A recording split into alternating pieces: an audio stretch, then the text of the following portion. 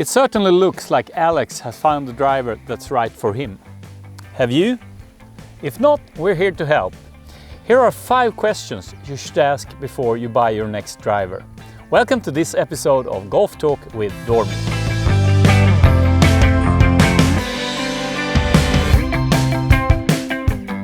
I'm standing here with our expert Alex Wrigley on this little par 4, and we saw a really nice drive. Are you a good driver of the ball, Alex? Yeah, I mean, usually I can keep it in play off the tee. I'm not always the longest, but it normally goes quite straight.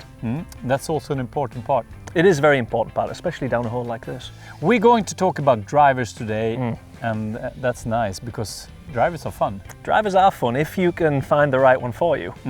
But you're going to help out? Yes, I am. Yeah, we're going to go through 5 questions you should ask yourself. And if you go through these 5 questions, at the end of it, you should find a driver that you can get on with. You should ask yourself and maybe some people at our customer service or someone who can help out. Absolutely, yeah. I mean, they would be very helpful, I'm sure. All right, so where do we start? We start with which head type do you want? There's many different head types out there. Each manufacturer has a range of head types in their selection every year. It all depends if you want maximum forgiveness or maximum distance, or you want a little bit of both.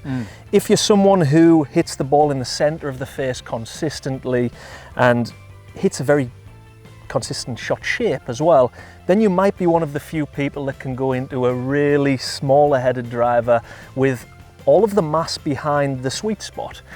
This is going to be amazing on centre strikes, but on off-centre hits you will lose a bit of distance. But this is quite demanding. Very demanding, and that's why most people will be fitting into a 460cc head. Something little similar to what I've got hold of here. This one isn't massively forgiving. It's got a little punch behind the centre of the face, but in the 460cc head, you can then choose if you want one with more offset, which might help you if you slice the ball, or if you don't hit the center of the face consistently, the weight and the mass is spread out more in the head, which definitely help you out if you can't get the middle of the face every time. So head type is number 1. What's number 2? Number 2 is, are you a high or low spin player? How do I know? I mean, if you have access to a launch monitor, you will be able to see that, and there's charts online which you can, compare your club speed to what spin you should have. But if you don't have access to that, you can see it in the ball flight. If you're playing into wind especially, it's much easier to notice if that ball with the driver is climbing in the air and you're losing more distance compared to some of your playing partners.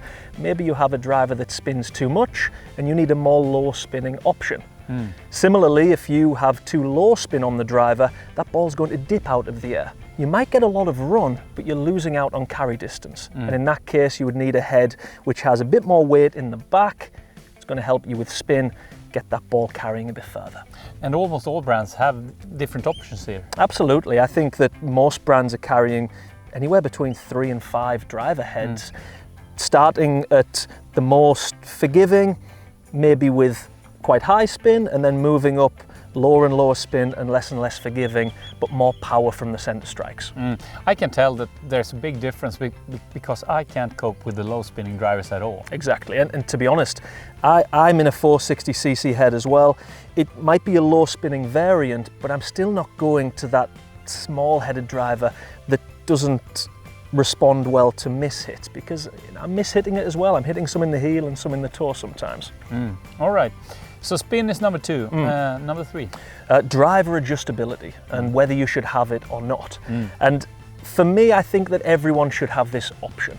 Whether you're taking lessons or you're going through swing changes or your swing is just changing naturally by itself, if you have a driver that's adjustable, whether it's toe to heel weighting, front of the club to the back of the club weighting, or even shaft adjustability, depending on how your game is at that time, you can change the driver quite significantly to help you out and optimize your ball flight.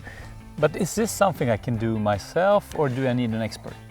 Again, calling the customer service, they can help you with things like that, but all the manufacturers have really easy to follow guides online.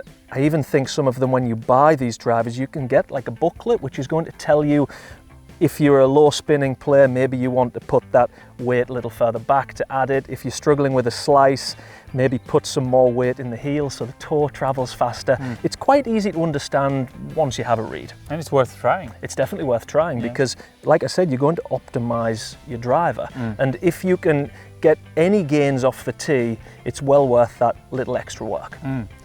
And also the life is probably a bit longer on adjustable drivers? I think so, because again, if your swing is changing, you might be fit into a totally different club in 6 months' time. If you're becoming better, you're taking some lessons.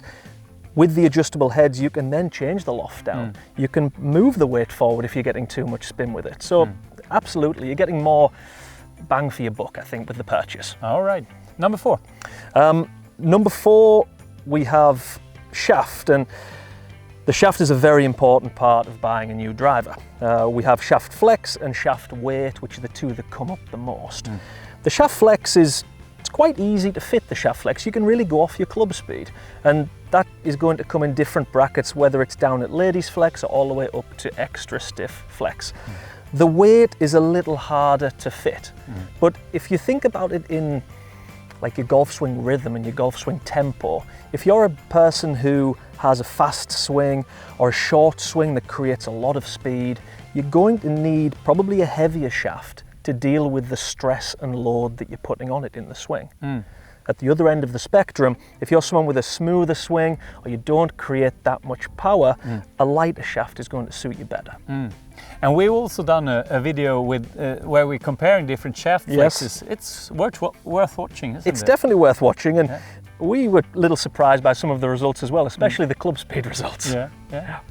All right, and finally number 5. Finally, number 5, and it's certainly not the least important one. How does it look? You know, this is a golf club that you're investing in. It's something that you're going to look at potentially 13 or 14 times around. You're going to practice with it a lot. Hopefully you're going to have it for a few years. You have to look down at this driver and feel like you can put it into play. It's got to inspire some confidence in you. And there are certainly some drivers out there which are going to look more scary than others. And there are also different finishes on the top of the driver. Maybe you don't want it to be shiny on the top because of the glare it produces. Maybe you like that, polished finish.